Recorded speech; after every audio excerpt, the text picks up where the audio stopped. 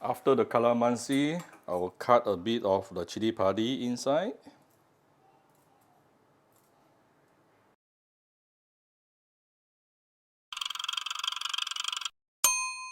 Cooking Appa. Hi, this is Cooking Appa.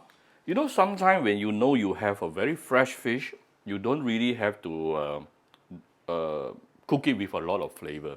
You just need to steam it, and you make a very simple but very classy, I will call it very classy sauce.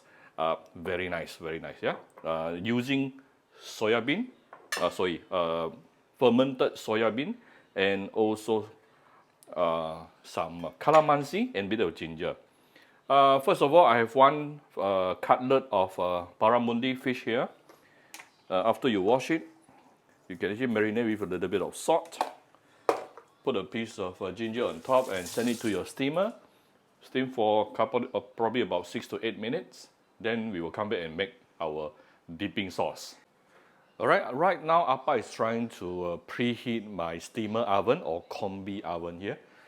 Today actually on my channel, somebody is asking me how long does it take to heat up his steamer oven. Now, my oven actually can tell me the temperature reading, so I don't have to. I can just tell by the screen that now, see, it is already telling me it is already preheated to the 120 degrees Celsius that I wanted. Put your fish inside and just let it cook, let it steam for approximately 8 minutes.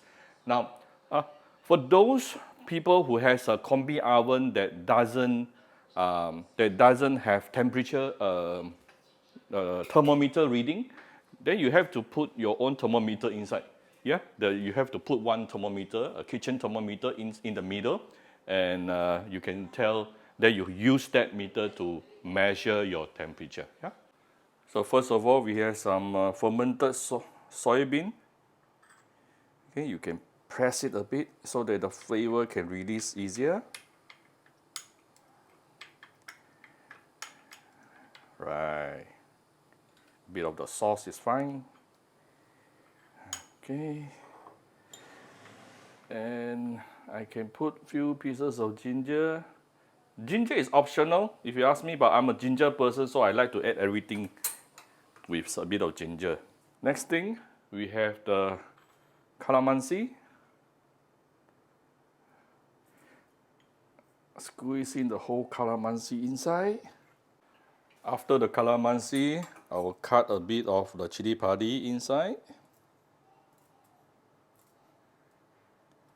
I think I can put one more calamansi in. One more calamansi.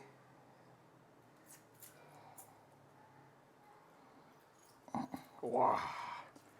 Okay. So basically our steamed fish dipping sauce is ready. If you like a bit of saltiness, a bit more saltiness here, you can put in a bit of fish sauce if you like. This is optional, or light soya sauce. Yep, I'm putting in my premium Vietnamese fish sauce. It's done. Let's just wait for the fish.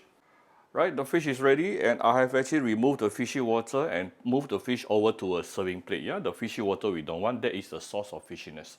So we have our beautiful shiny siakap fish cutlet here, steamed, and also our nice, very nice fermented soya bean sauce, dipping sauce. I hope you like my very simple video today. Oh, I have some extra ginger. I might as well put on top of the fish. Appa is a ginger person. Oh well, don't waste it.